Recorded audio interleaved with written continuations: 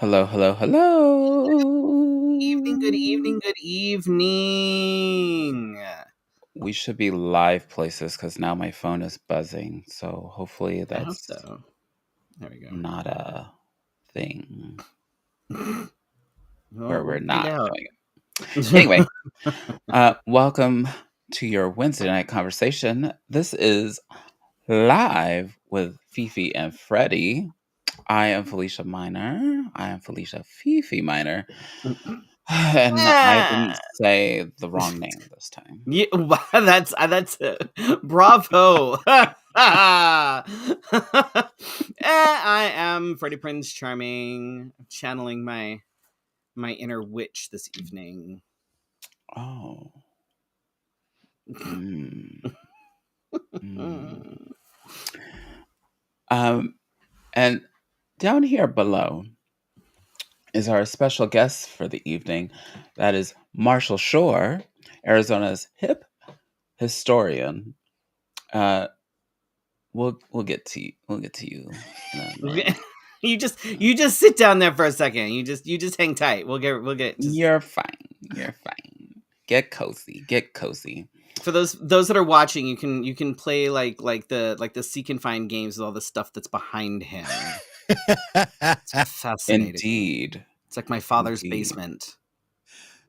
Mm. Just the basement?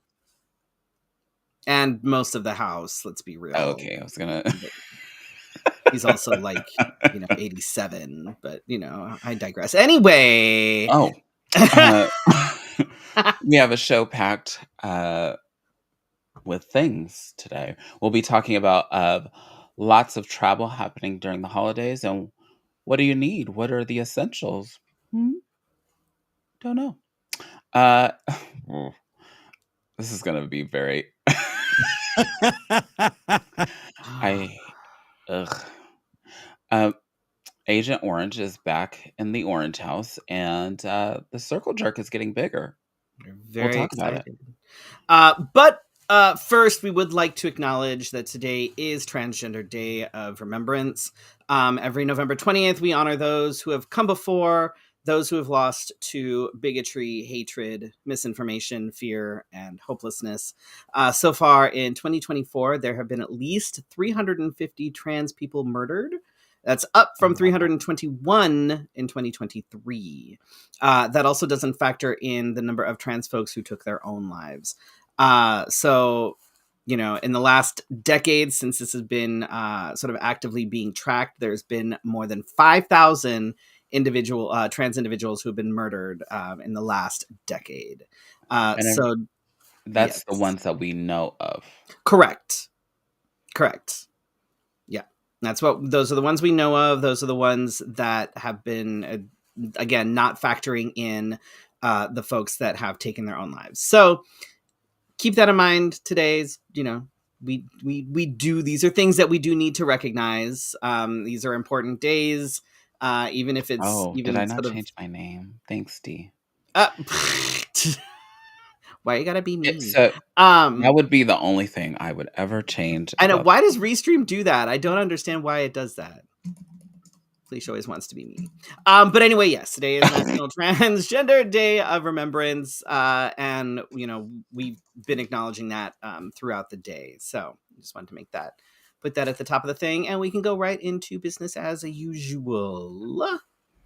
Yeah. So our guest tonight. Let's see. I'm gonna move you. I was like, we're There you are.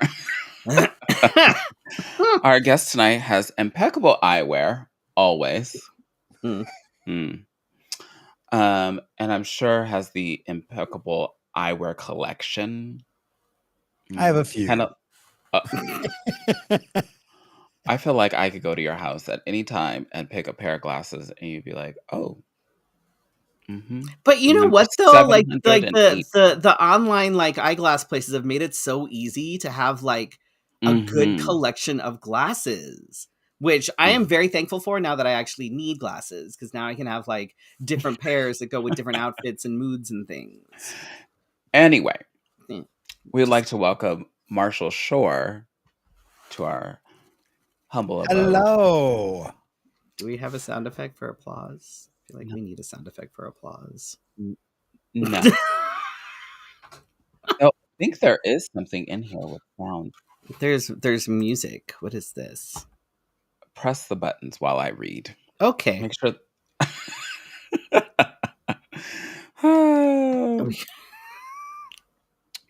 Do I get music with the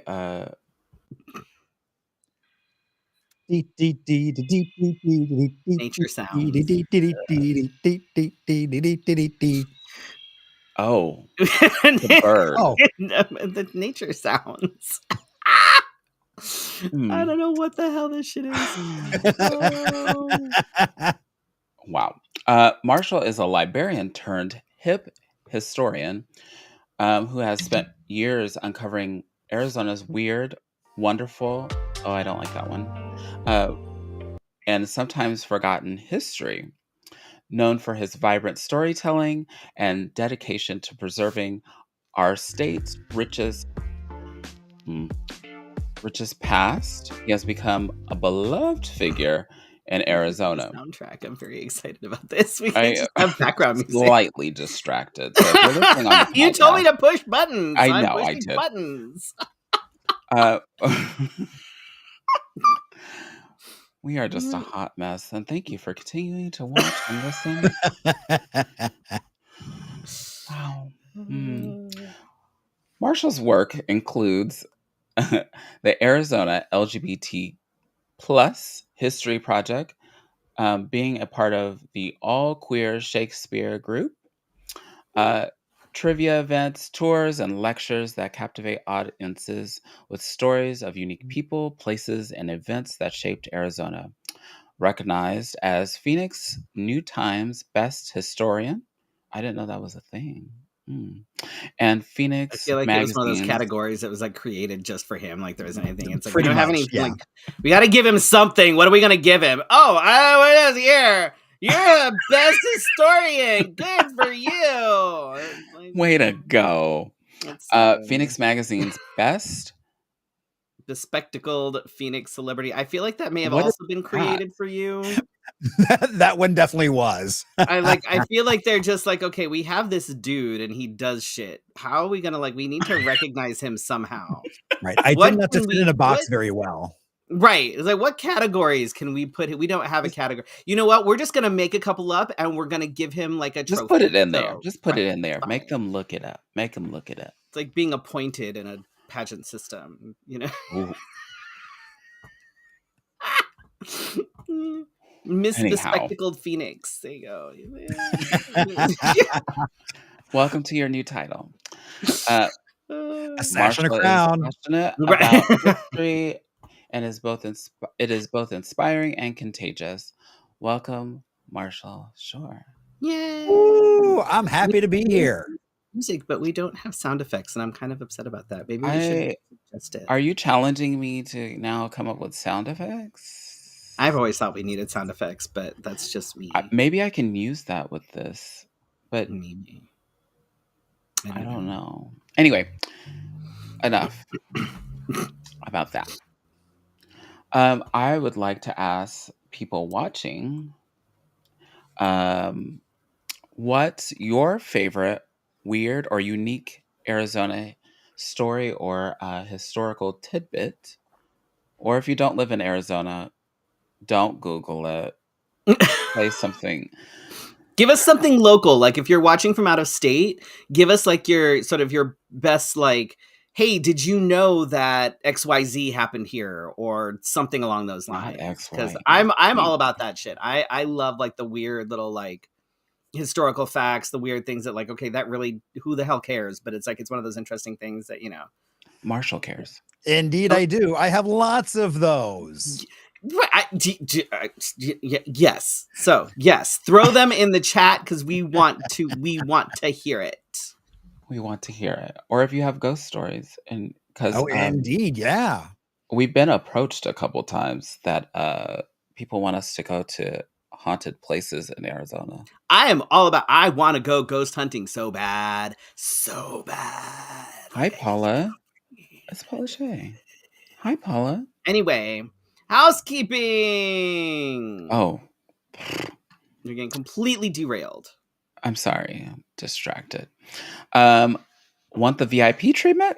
You can get exclusive content on our Patreon at patreon.com/live with Fefe and Freddy. We'd like to thank our... Oh, I skipped a whole bunch.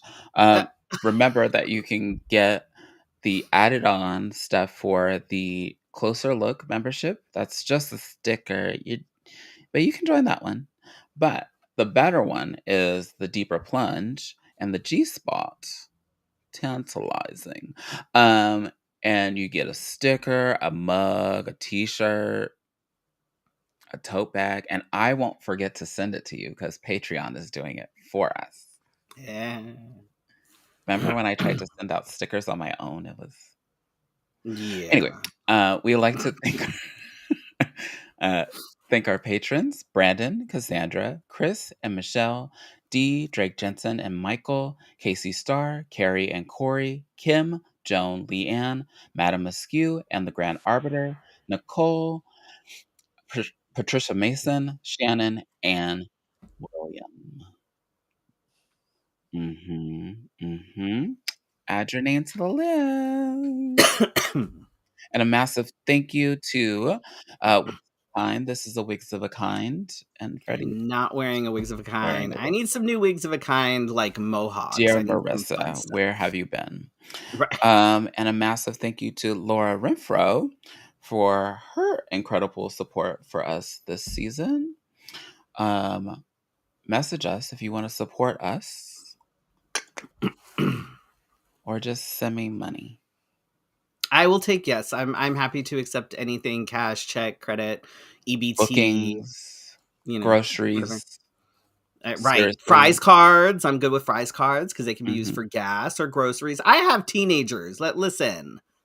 I am not about to be. If you're like, you know what? Here's a fries card. I'm not going to be like, oh no. I'll be like, oh my god, thank you so much because now I can feed I mean, my if children. somebody walked up to me at a show with a bag of groceries, I would be like, seriously. That's like a challenge right there. I don't know. I'm I ready. mean, according to some people, groceries should pretty much be free at this point. Because that's what happened. Apparently, gas is dropping 40 cents because somebody, and that's all within the last like week or so. And of course, everything now is like so cheaper. quickly? And I'm like, so quickly?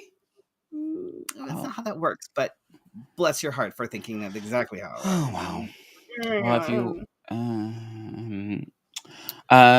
so, and also if you're watching on Facebook, there's a star button somewhere down there that if you press it, you can give us like stars and that converts to money somehow.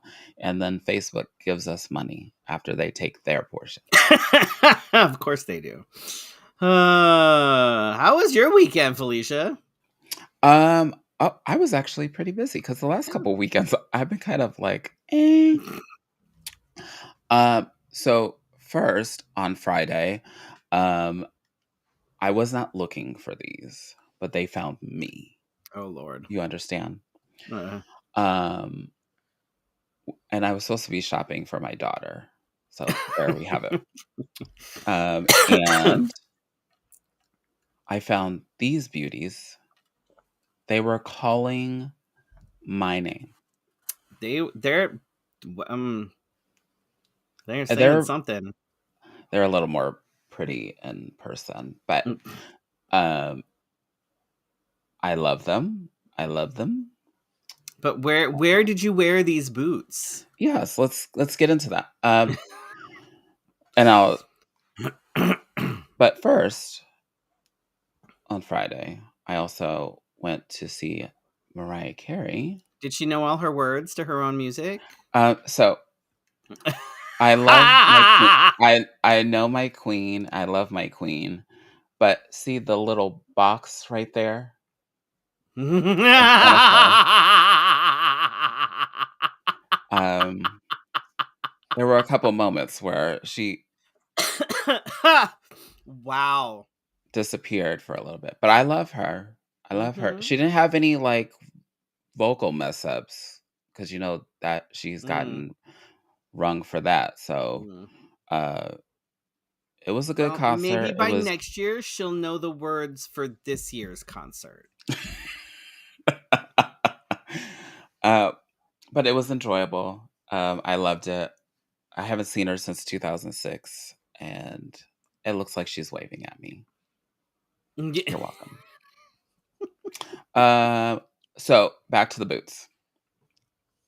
I bought the boots because I wore them at a wedding. Mm, Let's just say it was an old country wedding. mm, mm, Very much mm, so, mm. where it was at in Globe. Um, I was the only black person there. Shocked at all by that. Mm, mm, Where mm, I was telling Freddie that this was very um maybe not my circle of friends, but mm. this was my husband's side of the family. One of his nieces was getting married. I think she's like the only niece. No, she's not the only niece. Ooh. Um, but when I tell you everything was very they had cowboy boots on. And so I thought, you know, because when I first walked in for the rehearsal, which was a mess, um, we were at the local VFW with very wood panel walls, and Mhm. everybody had a cowboy hat. So the one thing I did forget though is my cowboy hat, and I was hoping that I wouldn't forget. I was hoping that I could bring my cowboy hat, and I thought that they would love me there. Mhm. You think I would fit in there?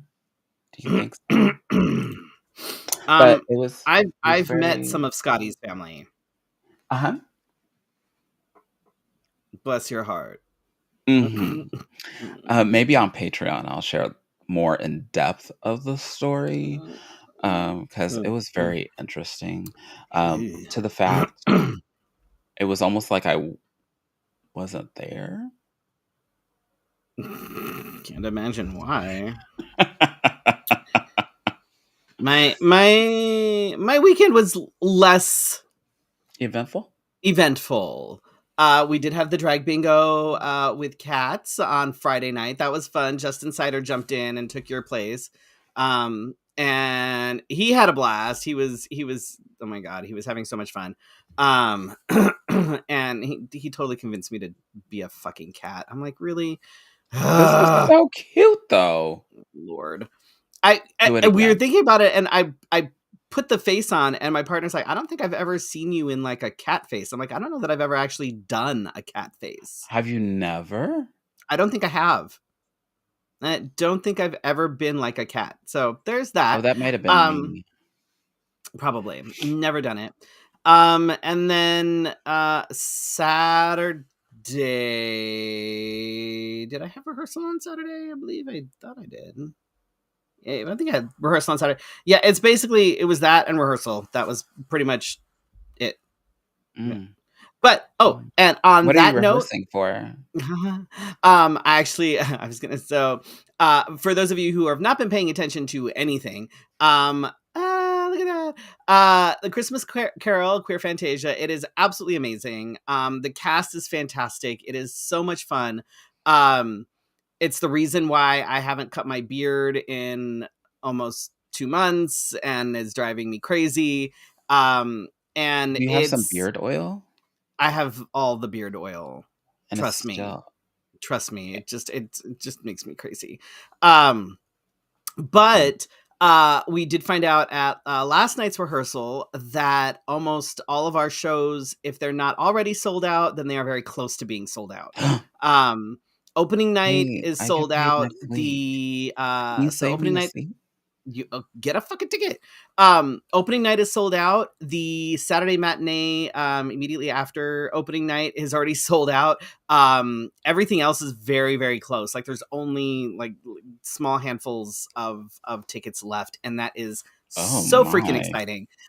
So go get your tickets because you definitely want to see this, and use my code. It's all caps JACE5. Will get you a few bucks off of your ticket. But you definitely don't want to miss this. It is going to be so good. So good. So good. But that was Well, pretty much my weekend. let me. Oh my God! Can I borrow $20 from somebody? You better hustle. Oh, shit's gonna. See, if you sponsor us, then I could just use it All to. right. My partner is going at least twice. She's going on opening night, and then she's going on closing night. So if you want to go on closing night, I guess that's what I'm going you better since get your it's sold tickets out. like ASAP if you want to like go with people that you know. Jesus.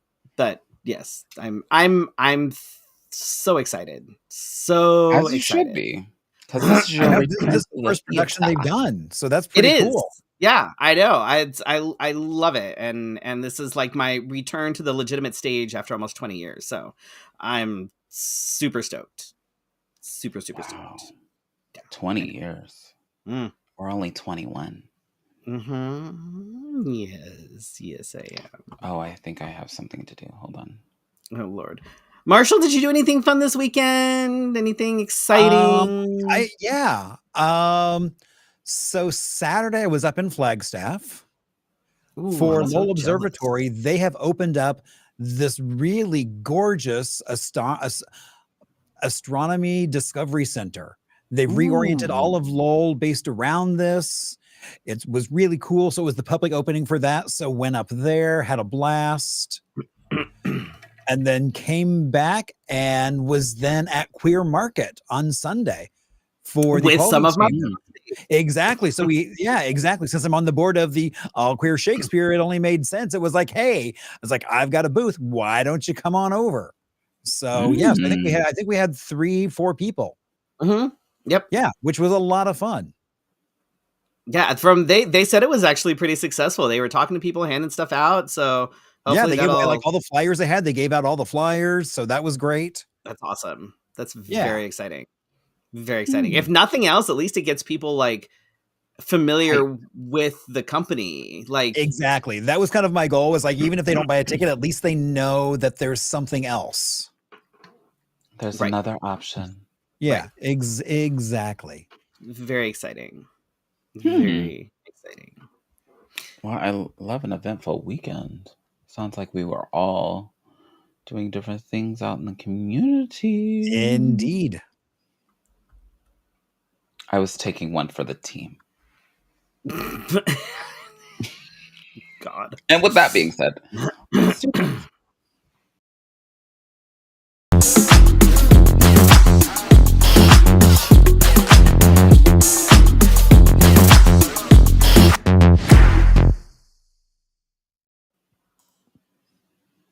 All right. So my just the tip this evening. Oh, we have background music, but we can't hear you.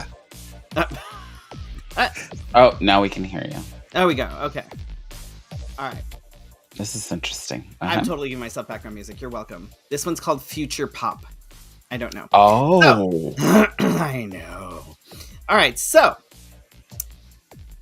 holidays are coming up, and a lot of people do travel stuff, whether it's road trips, whether it's by plane. Some folks still take trains, not as much as usual. I actually love taking trains, or at least I used to. I'm not sure about American trains, but like trains when I was in Asia, around Europe and stuff, fucking fantastic. Unsure about American trains, but yeah. You haven't taken an American train? Not in, oh my God, I can't even tell you how long it's been. No idea. Oh, wow. But all I ever hear are like accidents and derails and things. So I'm like, Anyway, so my tip for the last few episodes has been kind of on the heavier side. And, there's been a lot of like sort of processing and decompressing and stuff that's been, happening with a lot of this shit that's been going on. So I'm like, you know what? I'm going to make this a little bit lighter. And we're going to talk about some travel must-haves. So, okay, for me, it doesn't matter whether I am driving or whether I am flying. The number one must-have that you will find in my bag are snacks. I'm the snack guy. And I like, in fact, there are times when I'm like, oh, I don't know if I could have another person like on this trip with me, because my passenger seat is usually reserved for my snack bags. Like I will have a I will have a cooler with like your snacks. Right. So, but then I have to make sure that the snack bag is easily accessible by the person that is in the passenger seat. Listen, okay. The person in the passenger seat then gets to benefit from my snackage. So I didn't say I didn't. I'm just saying it becomes a job that you didn't know you signed up for. Well, now you know that if you ever go on a road trip with me, that you will be the snack handler. If we're on a plane, it's a little bit different. I got my own fucking snacks, but does that come with a sash and a crown? Snack handler? Oh no. Aw. No, it's like a dresser. It's just what you need to be doing. It comes under like, other duties as assigned kind of thing. Like, my God. That is hilarious. Dee says road trips are the only time that she's good at feeding you. She's very good. She sets up like my chicken nuggets over here and like the dipping sauce, so I can easily like access it if I need to. She'll like unwrap my burger. Next time we go on a road trip, she should come so that I don't have to be the snack handler. But then the problem is that it gets tricky. Oh my God, I will stop. Derail slightly here. I'm really good at packing my car. Usually, like, it's, me and maybe one other person, and then the rest of the car is cargo. Occasionally, it's me, one other person, and then someone in the back, and then, the double seats fold down. There was that one time, though, when we drove from Oklahoma City all the way back here with an unexpected additional person and still managed to pack the car full of shit. I'm telling you, that was fantastic. Anyway, so snacks are my number one. I have to have snacks. Doesn't matter what it is. I have to have snacks. Are you particular about snacks? Yes, actually. I have to have a mix of sweet and salty and like different textures, because I'm that guy. Because sometimes when I'm driving, I'm like, oh, I really want something sweet. And then like an hour later, I'm like, actually, I kind of want something salty. I want something crunchy. I want something soft. I want something. So I have to have, especially if we're talking like a long road trip. Like, if for 10 hours or more, especially. So, here to Texas, here to Oklahoma City, here to fucking get like a t-shirt for Michigan, which was like 28 hours, basically. Like, they're a long road trip. Did you get a t-shirt? Did you get a sticker or something? I should have. Jesus. I need to have music and podcasts. Not and. So, because there's like, especially again, if I'm driving by myself, there's sometimes when I'm like, I just want to like kind of chill out to some music, pump up my 90s and kind of just jam out. But then I will look for a podcast that has either a storyline or something along those lines that I will put on sometimes for, a good chunk while I'm driving. Because it gives me something else to kind of think about. So if I'm driving somewhere, I need to bring a body pillow. That's another must-have for me. Oh. Because number one, hotels are awful with pillows. They never give you enough, and they're always like weird. And I'm like, I need a body pillow. And also like all the beds at my father's house are fucking awful and 100 years old and broken. A body pillow is a must. Broken in, you say? Oh my God, no, broken. Literally one of the legs on the. It's a thing.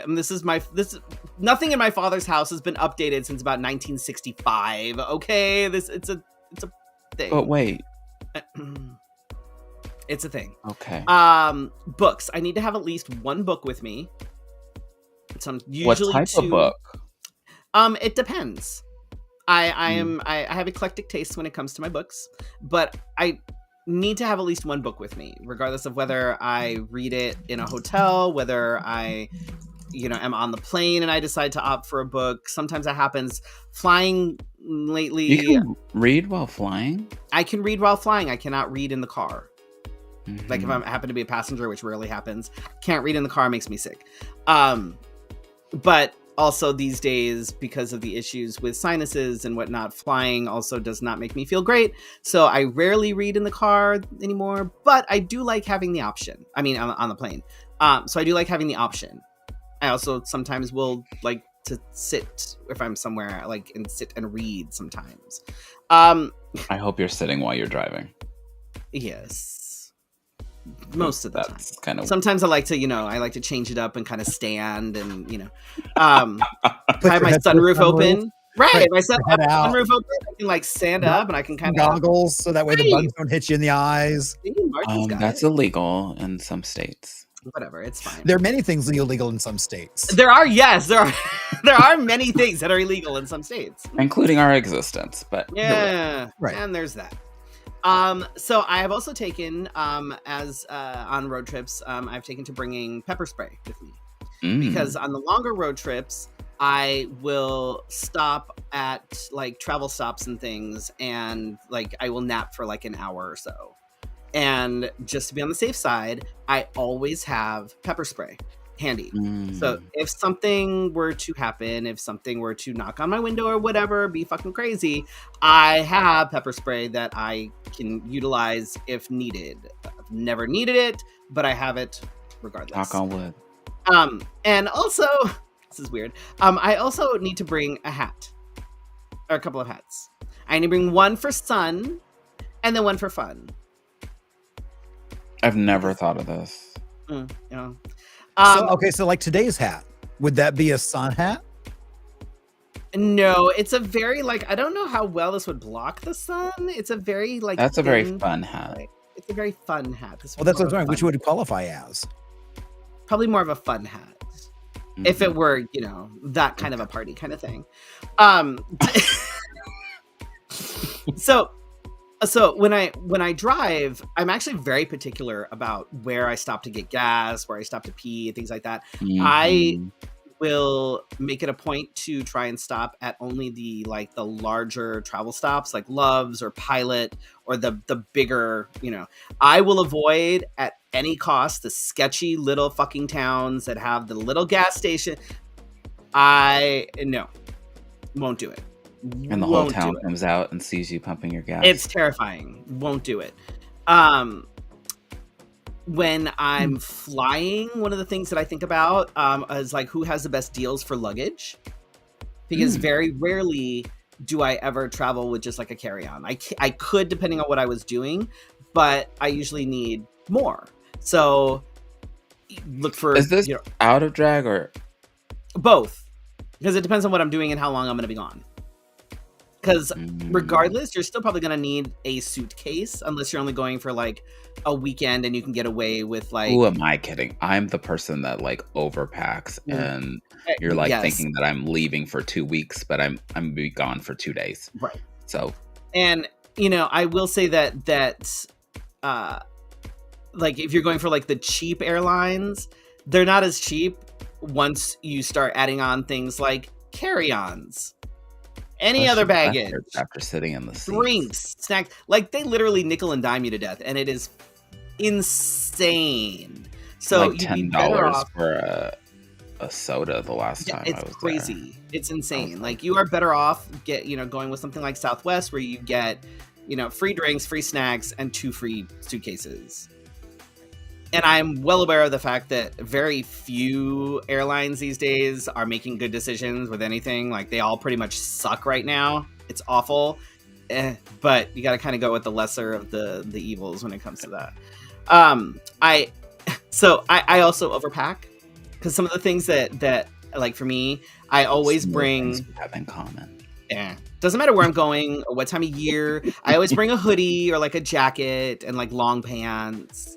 comfy walking shoes, and then like at least, a couple cuter shoes, nicer outfits, in case we go out for dinner or whatever. I need to bring like flip-flops or sandals, because like if there's a pool, I don't want to wear my sneakers to the pool, so you have to bring flip-flops or sandals. I overpack a little bit. When it comes for every trip? Yes.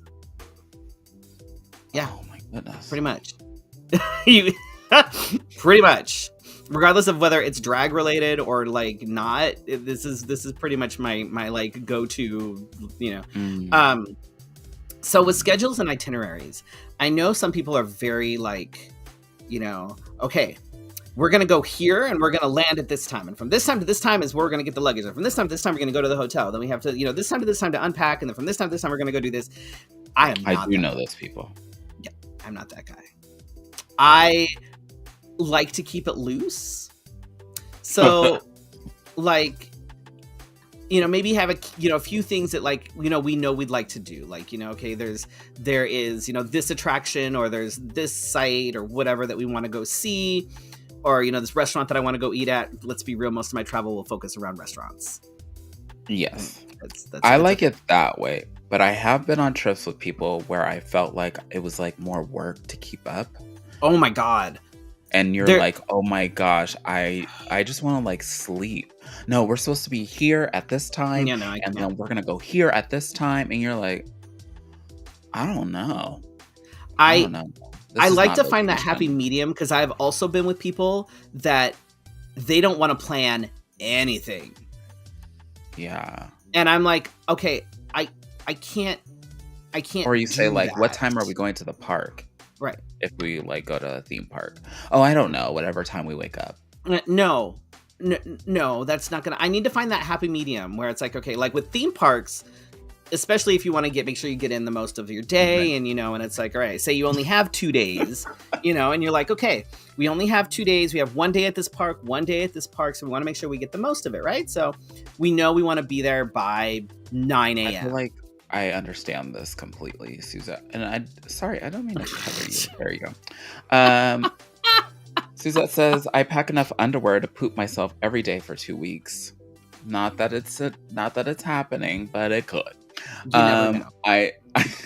I've never gone through my undies on a trip. I'm glad. I'm so glad that you've never gone through your whole stash of underwear. My partner made a comment about a fly swatter, and I'm going to ignore that comment. My other half, when we first did our first vacation, he literally had everything down to like the quarter hour. Oh my God, no. And it was like, and that didn't last. It was actually a cross-country drive. It didn't take long until we were off schedule.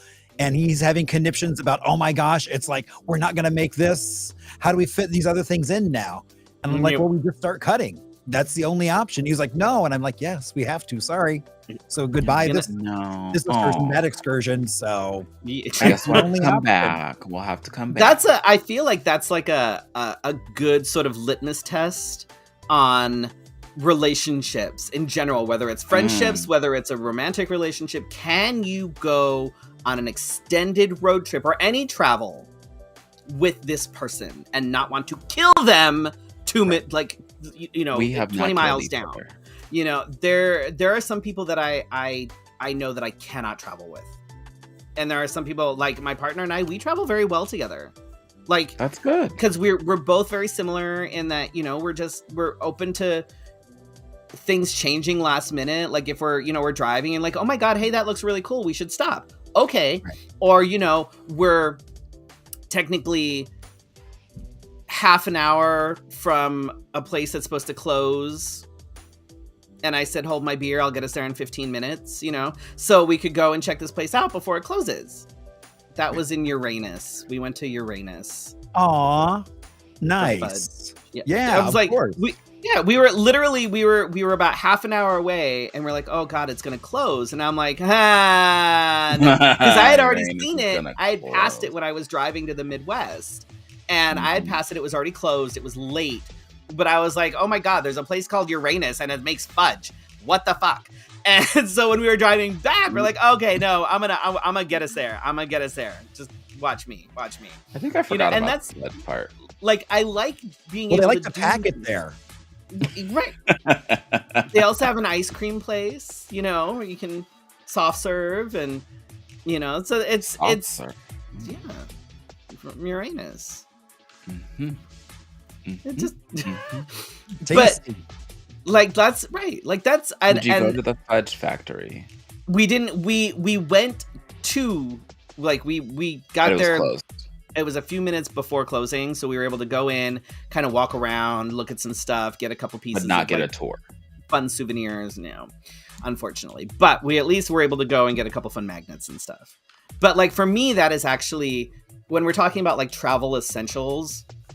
Doesn't matter what the context is, where we're going or how we're getting there, if it's just me or whether it's with somebody else. That is something that is definitely an essential, and that's being flexible. Like being able to be like, oh, you know what? We're not going to make this today, but we might be able to do it tomorrow. We'll just figure it out. It'll be fine. I'm not, if there's certain things that actually have to be done by a certain time, that's one thing. But if it's like, if you're able to just roll with it, that is so important to me. I cannot do the like, no, in 10 minutes it's this, 10 minutes it's this, 10 minutes. I have never. That would Plus, I'm late drive to me everything anyway, so. that shit fucking crazy. I would kill somebody. There's no way. If my Actually, partner when we're had been that traveling, person, I'm pretty good about being at places when I need to be. like if my partner had been that person when we were traveling, it would have been difficult. Oh, close one. But it was a good learning experience for us because we realized we travel differently, and that when it's like, oh, we're having a blast at Mall of America, he's like, we've got to leave in 10 minutes. I'm like, well, that's not going to happen. So Yeah, it's Mall like, of America. we're cutting into the next thing, and it's like, would you rather do that or do this? Right. So we're just kind of setting up. It's like, okay, here are some choices to make. And so we quickly learned to travel with each other in that way. So, I mean, we literally did this in like the first 6 months of us even dating. So really early on. Wow, you went for the challenge right away. But that's good though. And it really was. I mean, it was New York City to Yellowstone National Park. So it was a long drive. That is that. Yeah. And so there were times where we almost did a U-turn and came back. Oh. But that was the thing. But we worked it out. Mm-hmm. Problem solving. And I often wonder, it's like, we're still together. We just celebrated 31 years. It's wow. like, would we be doing that if we hadn't done that tour so early on? And I don't know. We went through a lot of stuff right then and there because there was nothing else to do. You just said, let me get the bullshit out the way. I think traveling like longer trips like that, especially when it's like road trips, like I said, is a good litmus test because there are some things that are a non-negotiable for both people. And there are some things that can be talked out and worked through. But then we all know those people that are very much like, no, this is the way it has to be, or I can't do this. And it's like, you're like, get out of the car. Right. I'd be like, exactly. No, here's the you bus can Uber one way back home. There you go. Uber back to Arizona. I don't give a fuck. I'll see you later. So yeah, I mean, I have my list of things that are kind of necessary, but it's mostly things for me to be comfortable, and it's primarily snacks. It's not a lie either. No. There are two people on this podcast that can vouch for that. And I like my snacks too. I don't like to run out either. So then I buy like extra, and then when I get home, it's like a bonus. Well, because if it's a drive and you're going somewhere, like you eat there on the way, and then you can snack there, and then you can. Last time we did the road trip, it was almost like I did groceries, and so. I will also make a special trip down to the Asian market to get the good snacks. Oh yeah. Because we haven't done that in a while. I know, it's because you live in BFE and you don't live across the street from the Asian market anymore. I mean, I work near there. Still You do indeed. You're like, you can almost walk there. And sometimes I do. She totally could. All right. Oh, my. That's all right. There's only a couple things, and then we can move on to Marshall. Turning into my least favorite part. I know. Yay. Because of somebody. All right.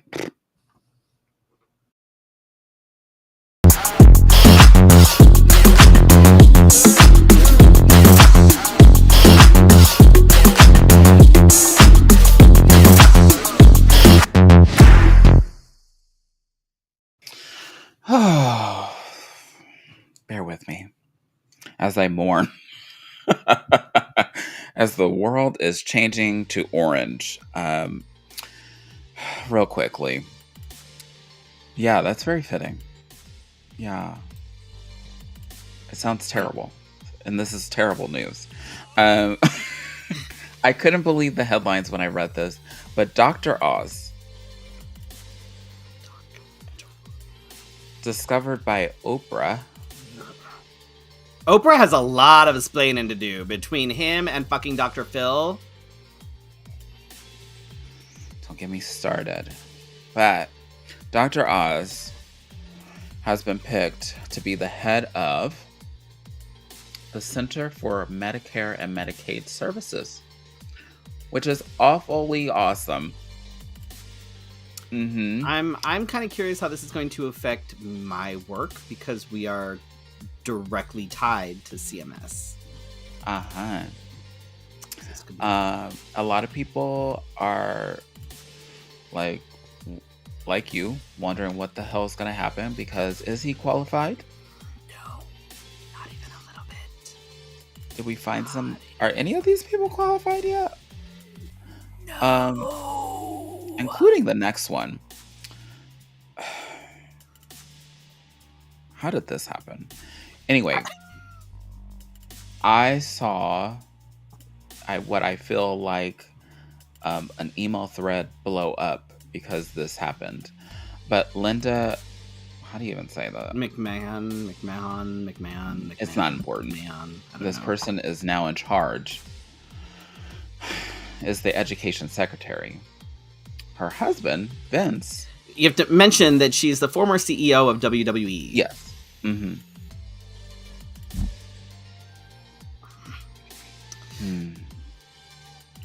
Her husband is currently under a federal probe for sexual assault and sex trafficking. Highly qualified? Look, I was talking about this with somebody last night.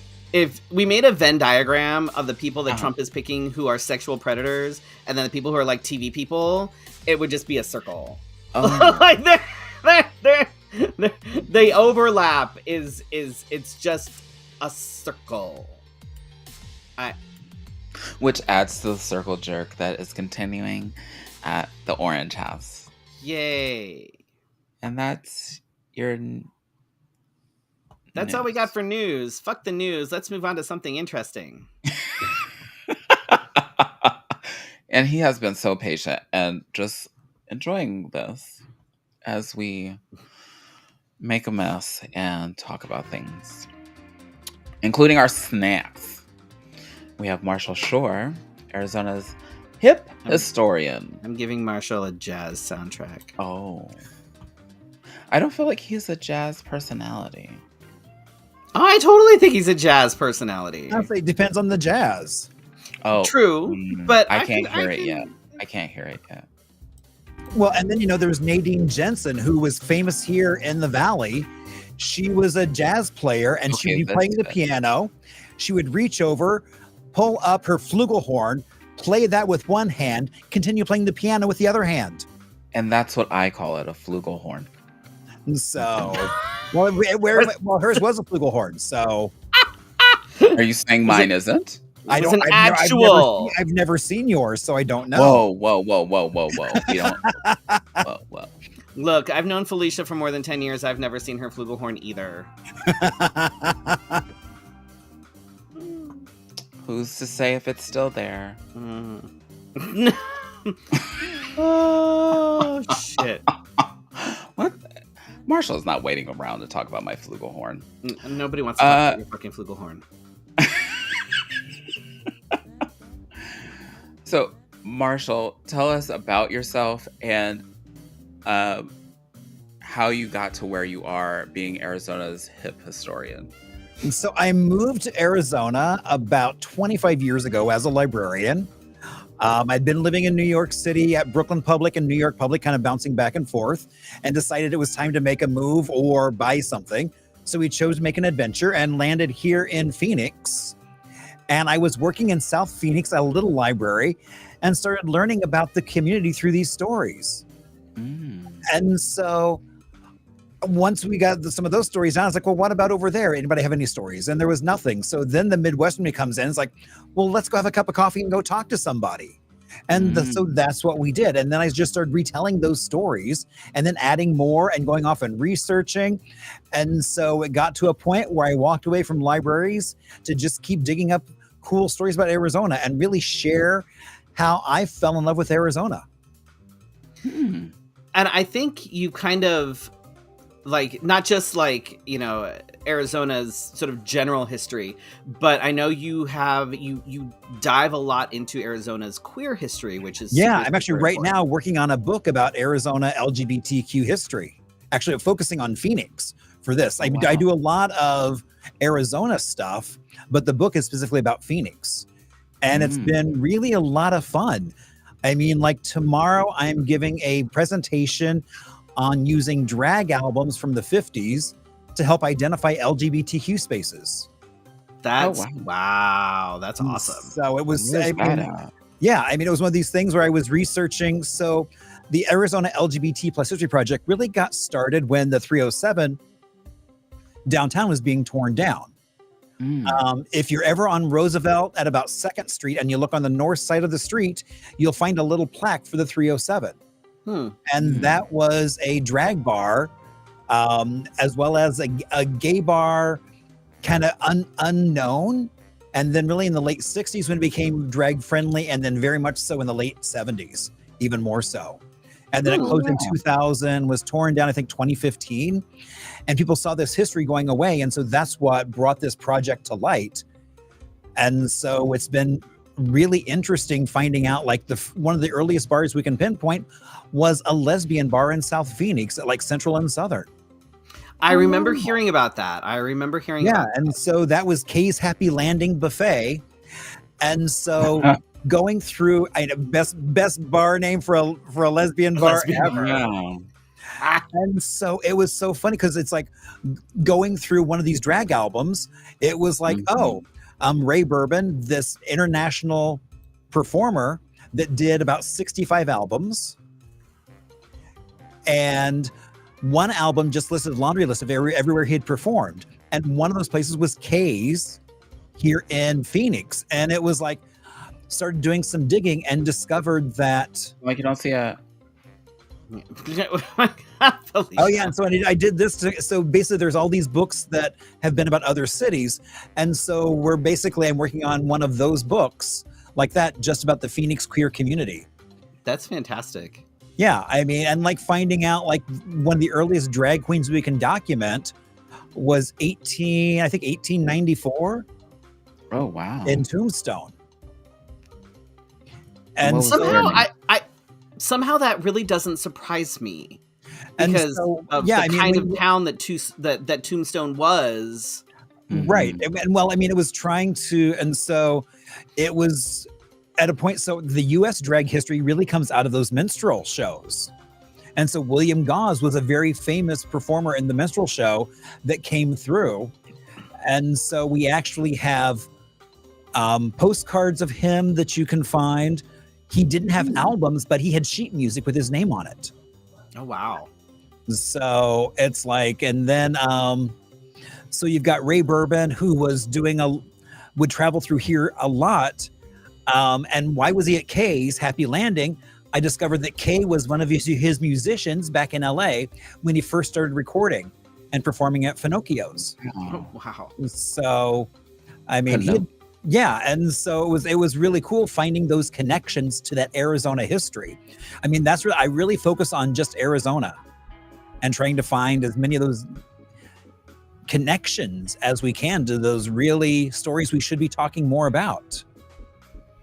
Absolutely. Those are the things that if no one talks about them and they're not documented, eventually they will go away. Right. And so that's what we're working on this book. I'm really trying to really do a deep dive and find as much as we can on kind of that pre-Stonewall of stuff that was here. And so at first I didn't know what I would find. I've actually been quite surprised about the amount of things that were going on in Arizona. That's crazy. Well, and I mean, even I would probably think like, oh, I don't think anything happened. But hearing you talk about some of the things, I like, oh, well, that's very interesting. Has there been anything in particular that you found that you're like, I cannot believe this? And then, well, there's a lot of it. I mean, I think one of the first stories was Nikolai Duralin, who is a gender pioneer in the 1800s, moved from Russia, Chicago, got himself 2 wives, 1 divorce, and tuberculosis. Now, there's a time where when that happened, you moved to Arizona because of our clean air. He moved to Sunny Slope because John C. Lincoln brought his wife because of the whole, Yeah, so he moved here for his health. It didn't go well. But when they're ready for burial, they discovered that he had been born a woman. Oh, wow. So he was buried in Greenwood Cemetery with no headstone to erase his story and buried in a dress. And so just before COVID, we were able to raise funds and got him a headstone. So we worked with Transspectrum as well as Louise Lawrence Archive out of San Francisco to make sure that that headstone fit who he was. It's always so interesting to me because there are, like, throughout history, even in relatively recent history, there's still so many stories like that. That Billy Tipton, these individuals who got married and all these things, and then all of a sudden they die and people are like, whoa, this dude doesn't have a penis. Like, it's like a shock to people, and it's like, this is why I keep, like, it's like, no matter how much legislation is passed, you're not gonna get rid of us. We have been here forever. Right, exactly. And that's exactly it. I mean, this guy was 1906, but then there's a story 20 years later of another local pioneer that when he moved here, he became very involved in the Catholic faith. When he passed away, they buried him in a suit that he would have approved of. So it's depending, and it was very interesting that this community that surrounded him respected and basically treated him with respect. So interesting. And so his story didn't go very far, but Nikolai's story was across the globe, was headline news at the very top of the paper. And in 1906, Arizona, like, when to put things into context, the country as a whole is relatively young. It's like, comparatively, we are babies. And in 1906, Arizona wasn't even a state yet. No, we were still a territory at that point. It wasn't 1912 is when it became a state. So it's and when you talk about things happening in Tombstone and in the 1800s, we're talking like, this is the Wild West. This is right. We're talking about Wild Earp, Wild Earp and Wyatt Earp and all of that era. It's like, you don't, but then you also, it's again context. It's like you have you have the Wyatt Earps, you have the gunslingers and all this stuff, but you also have the saloons and you have the bar girls and you have all the entertainers, and drag has been a part of that entertainment for eons. Well, I mean, one of the first Hollywood celebrities was Julian Elting, who would basically do Birdcage, where it's like he would show up in a movie in straight clothes, and then for some reason have to dress in drag. And those were shown across the country in small towns all over the place. And he also did live performances. So he wound up being, he did a lot in Tucson on stage work there. I think that you know, when it comes to drag, I think that it's, for some reason people have it in their head like it's a new art And form, it's it's a not. new like entertainment, and I'm like, no, not even. I mean, if you think about Moms Mabley, who was an out lesbian, an out black lesbian, who Holla. performed in movies in drag as a man, and then would do stand up as a lesbian, like, and you know, this is, we're talking about, you know, in the, you know, Hollywood movies in the 1940s, and like that, you to think about that now, it's like, oh my god, really? Like, this was, people were doing this, someone was doing this, yes, Right. people, like, this was a thing, these things are not new. Like, So, well, speaking of that, do you ever see like a pattern of, you know, like, this has happened, and then I would like to say, like, I feel like I got a bomb threat, and I've been in drag for like almost 20 years, and nobody cared until I started to read to children. Are there things like that you're like, well, that happened before, why is it coming back up again? You know, it's like there was at one point, if caught just walking down the street, where if you were caught dressed as a woman, you would be thrown in jail and given the choice of either get out of town or pay a fine and spend some time in jail. In the 50s, you saw where female impersonators were lumped together with pickpockets, shysters, and all these, and so they weren't allowed to be in bars. Where we've got stories of folks like Ray Bourbon was arrested for being on stage dressed as a woman. And so it keeps kind of rearing its head, and then it kind of goes quiet for a while. Or it's okay to have them on stage performing, but not okay to have a person who's now sitting next to you dressed in the opposite gender. But, you know, then you've also got like Troy Walker, who grew up here, had an amazing voice, wound up getting discovered in Yuma in the Air Force, and he would do these USO type shows where he would show up in half drag and play up to the commander, and like some of those classic drag numbers at the end, but like, guess what? I'm a dude. Very Victor Victoria. Yeah, very much so. I mean, to the point where as a musician, he one of his records wouldn't get published by the producer because it had a song about him singing about love for another man. Oh. So he wound up having to get it self-produced, and then one went off to Hollywood and became kind of like the belle of the ball for some of the straight cabaret clubs. So, that seems to be like, and like his one of his mama wanted a girl, daddy wanted a boy. They're both happy with me.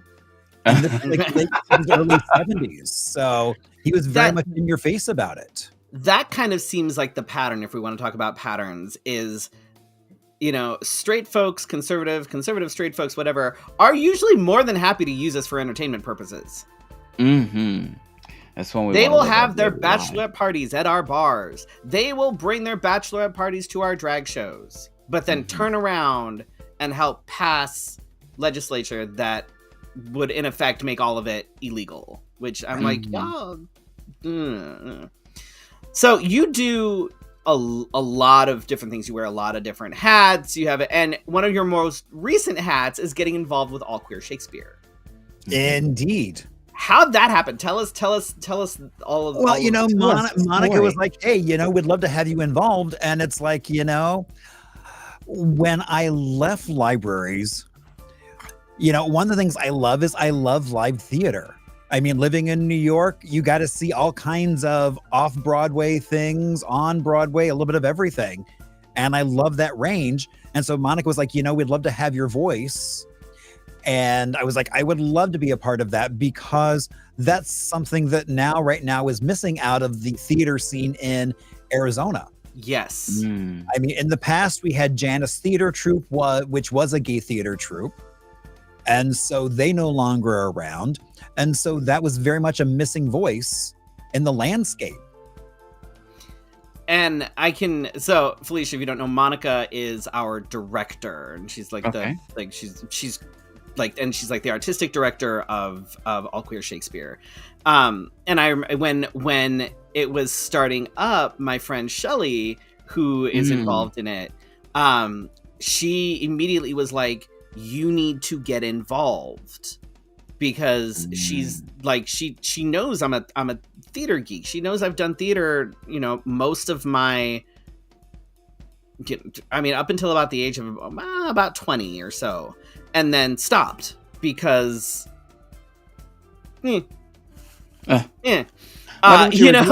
there nothing, it didn't fit. I wasn't comfortable, and that's like a common thread with a lot of trans individuals, sort of, gender non-conforming individuals who used to do theater. Like they don't really fit anywhere.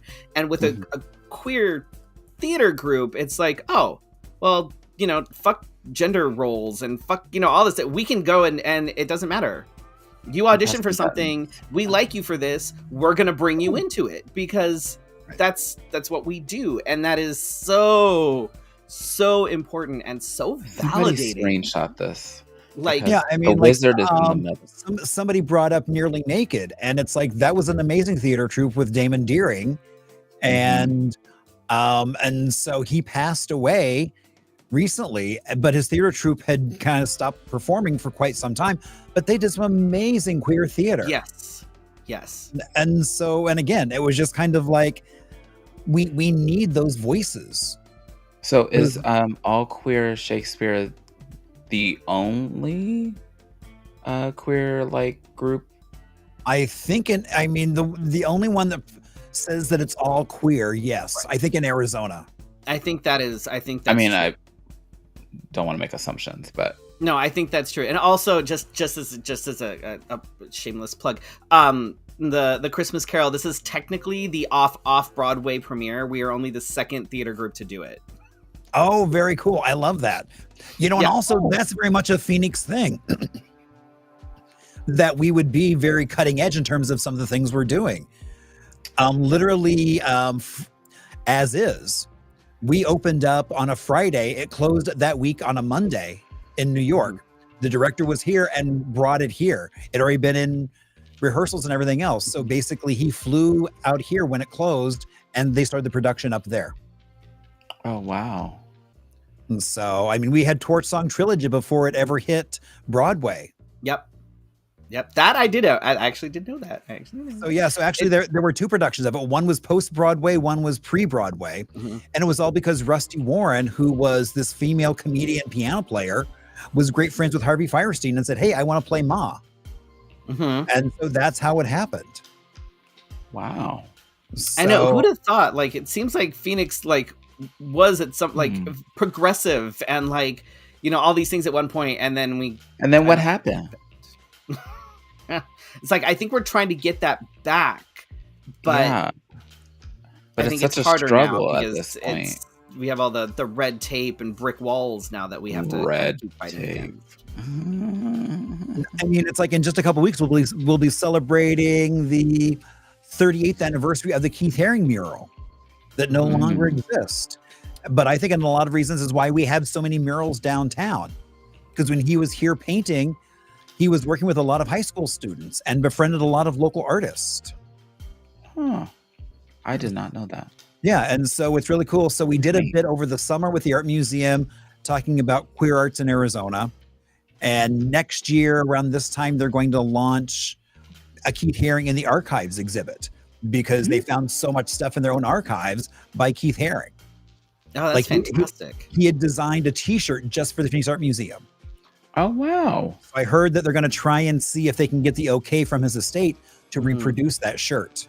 Oh, that would be awesome. Oh, I would love And I that. want to really play into the fact that it was art as activism. And so... Truly. And education. It's like he died in 1990 of AIDS. Right. And basically the reason why he was here was because of ACT UP, where he was a member in New York. One of his friends there had then moved to Phoenix and got this job and then brought him in. And so That's kind of one of the things that we talked about when Brandon was on the show last week, is that as queer artists, Absolutely. it's almost a responsibility to keep doing what we're doing, especially right now, Take to the keep space. creating and keep, Yeah. because it's both a commentary and a protest, Right. on Like the what resistance. is going on. And that's kind of the way it's always been. And, Keith Haring is kind of an example of that. Right. And I love with like Keith Haring, you can go into H&M or Vans and buy new items with his art on it. Mhm. So there's a lot of youth wearing his art, but don't know his story. Right. And so, Well, I that's mean, where we come can on. help- There's a lot of youth wearing fucking Nirvana shirts. They don't have enough fucking. Well, right. Right. So, but using that as an in. And so that's one of the things is like, okay, well, why do you gravitate towards this art? Let's talk about that. Why is it still relevant? Right. And then it's like, well, let's educate you. I mean, and especially at a point where Maricopa County is still fairly high nationwide in terms of young seroconversions. So it's like using it as a way to help educate that as well. No, absolutely. So yeah, so I mean, there's so much cool stuff coming up. So I love how you always have like this, like it always just seems to come so naturally. Even in passing, sometimes you'll just, and I'll be like, oh, I did not know that, but I do now. well, Thank you like, very okay, much. so Felicia, you're wearing pink. I'm wearing a lovely pink bolo that just happens to be made by Lee Crow, who was born here, and she is Elvis herselvis. She was the first drag king sanctioned by his estate to be an Elvis female impersonator. Mm-hmm. Oh wow! And she is now, and Lee is now considered to be a living legend in San Francisco. Yes. So I'm actually, I'm already trying to figure out how do we get her to come back and do some performances. So that would be wow. amazing. Yeah, And it's One night only. kind of on that sort of same topic. There's actually been still not quite as much as I'd like, but you see more kings actually being Visible. featured in things. Murray Hill has actually been in a couple of different television series. He was in a movie. I can't remember what it was we were watching. He was in a movie, and then he was in a series that my partner was just watching. And is it the one where they have to make something for dinner? Is it that one? I don't know. No, it was an actual sitcom. Oh, It was an actual sitcom. So it was like Well, he hosts that too.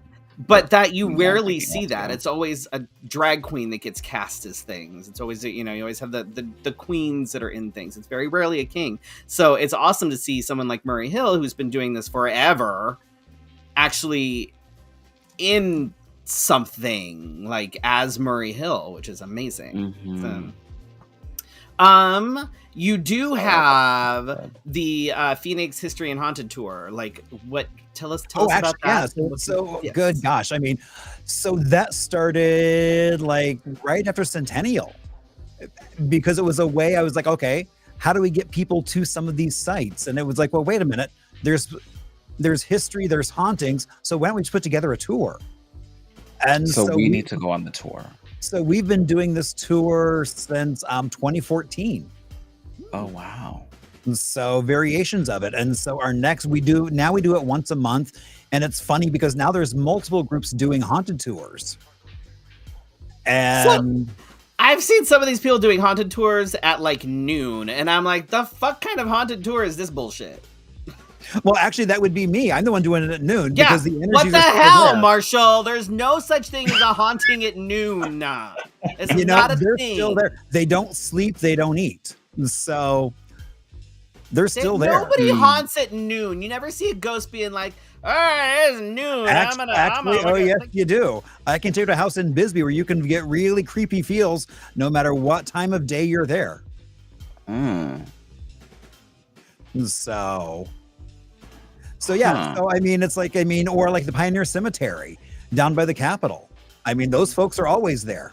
They don't leave. I know, but it's not as fun if it's not midnight and They're super always creepy. But for me, so I do have issues with some of the folks that it's all about the gizmos. It's like, oh, look, we're getting an EVP over a reading over here. And it's like, for me, it's all about the story.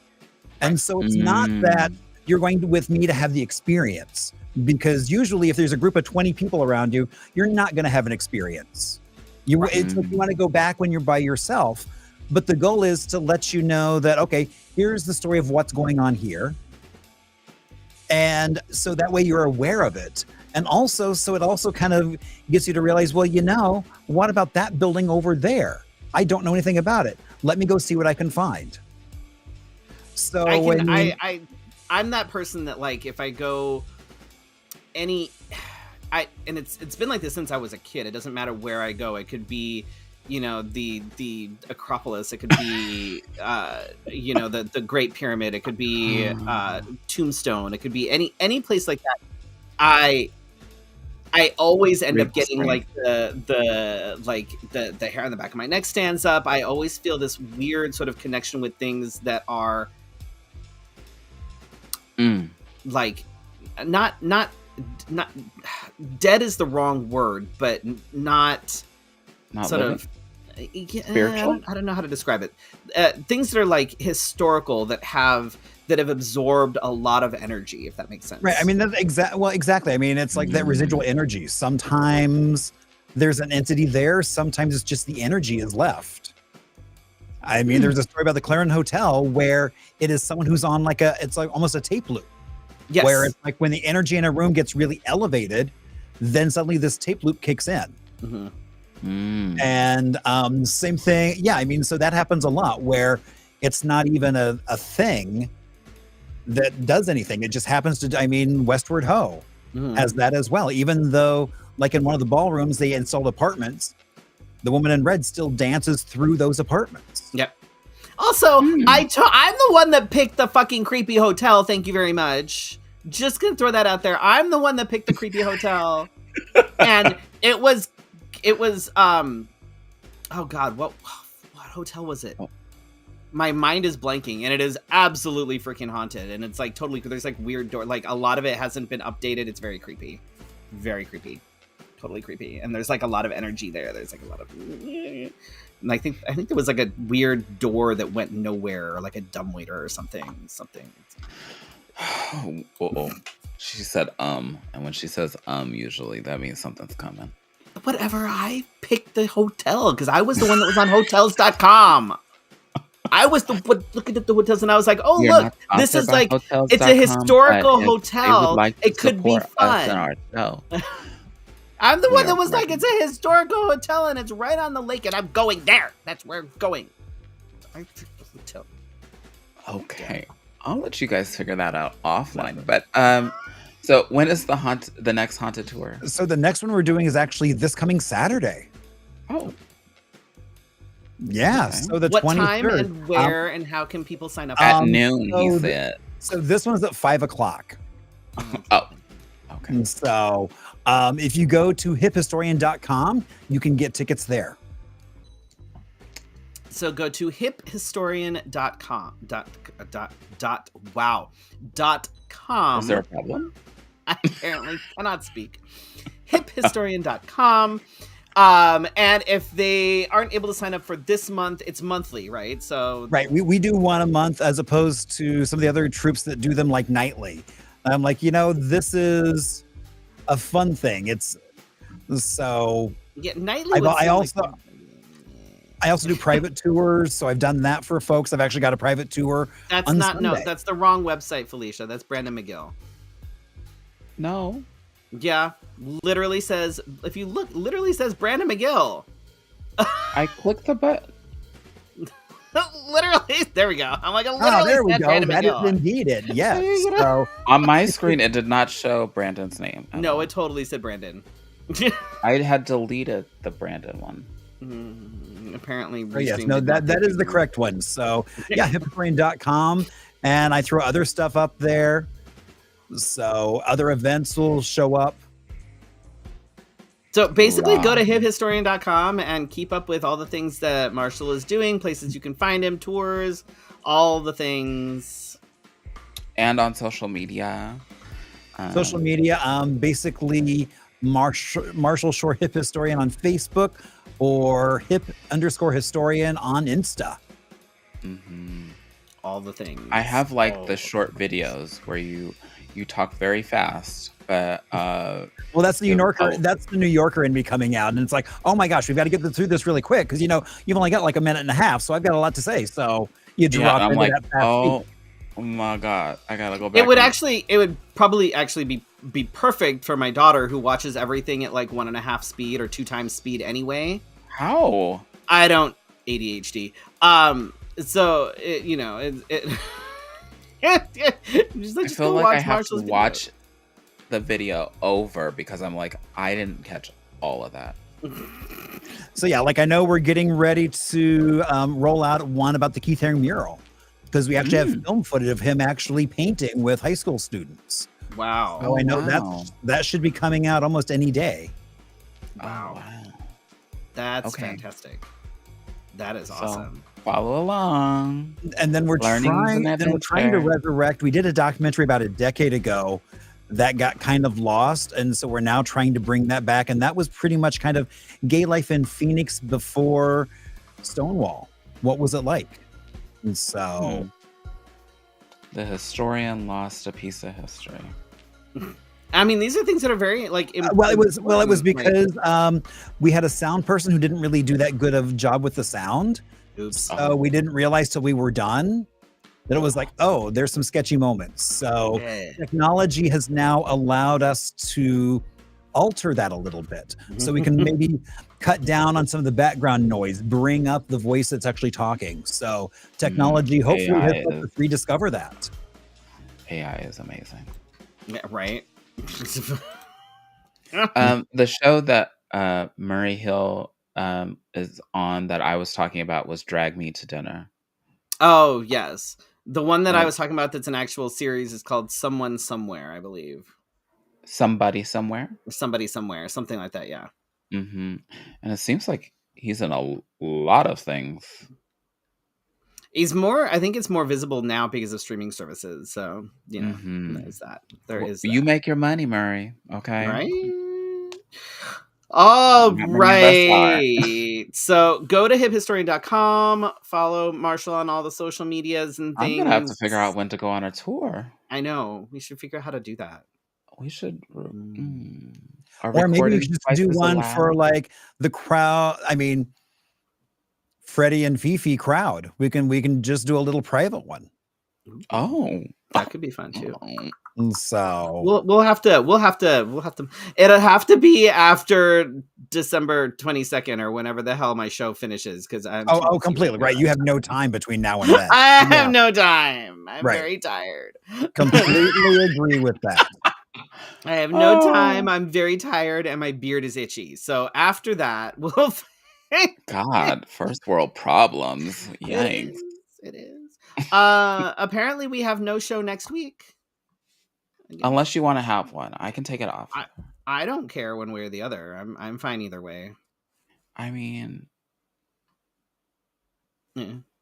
We can skip it. I don't know. To be determined.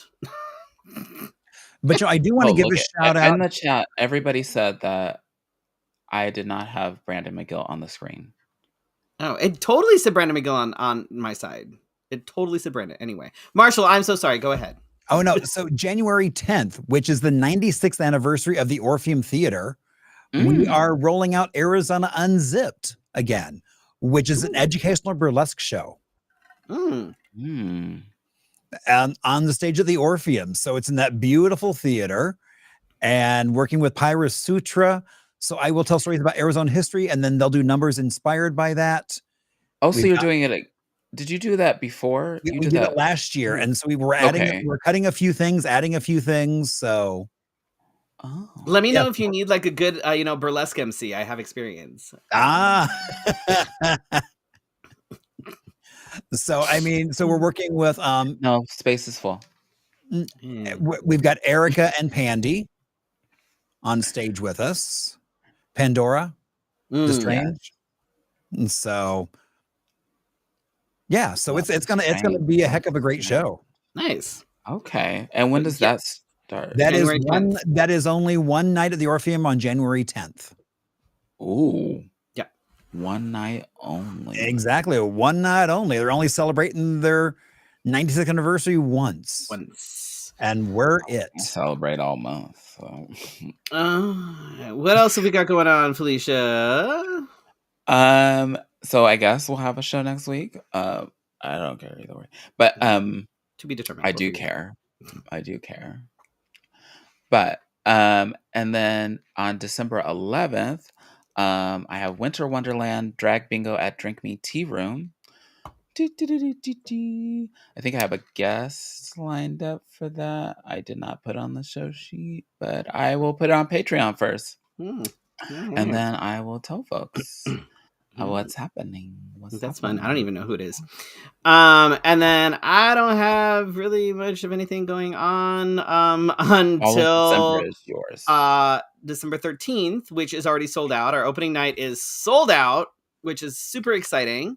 Our Saturday matinee on the 14th is sold out. I believe there are still tickets available for the 14th in the evening. The 16th is industry night. So if you're part of the Arizona theater community, you can get tickets for Tuesday, the 16th. The 18th is Pride Night. I think that is pretty close to being sold out, but I highly, suggest getting tickets for that too. That could be super fun. And then closing weekend is the weekend of the 20th. So we've got the 20th, we've got the matinee on the 21st, and then the evening show on the 21st. And go get your tickets and use Jace5 as your discount code. Save a few bucks. Number 5. And yes, the number 5. And support some queer thespians because we're kind of awesome. So one of them. Okay. Yeah, at least one of them is decent. I don't know about the other one. Not me. There's hope for us. Wow. Have we been oh my goodness. I didn't even pay attention to the time. I usually Oh no, I've been paying attention to the time. I knew we were going to go over. Oh my god. We always go over with guests, unless they're boring, in which case we're like, oh my god, let's end this as soon as possible. You know if the guest isn't great if we end on time. So if you're ever on the show and you don't talk and we end on time, just know that you are not the ideal guest. Yeah, because we usually take a lot of stuff out. Yeah. So if you're a guest and we end on especially time, me, if I say like, oh, we've only been doing this for 45 minutes and I feel like we're done, then we have to try and stretch that last 15 minutes. And it's like, oh my God. You're welcome. Yeah. So we didn't have to do that. We want to thank Marshall Shore for sticking around and bullshitting with us. And learning so much. Yeah, I'm gonna have to go back and watch the episode. And I'm a huge history buff just in general. So like I love this stuff. Like I've always been a huge history buff. Maybe you can come back and we just turn off our mics and just listen to you talk. Right? We'll just be like, give us a brief history between the years of like 1872 and like 1903 and go. And then we'll just disappear and the episode is yours. And then we'll come back if we have questions. Right. I won't even wear makeup. I'll just right. Just do the comb over. Just comb it down so that way nobody sees. Oh. I can't do a cone over, but thank you so much for that. That's fine. On that note, thank you for joining us for your Wednesday night conversation. Thank you to all of you who watched live and on the replay. And for those that listen to us as a podcast, with more than 15,000 downloads. It's probably more than that now. I have not really kept track. I'll go back and look soon. But we will see you possibly next week, if not on the 3rd. Spectacular. All right. Good night. Good night.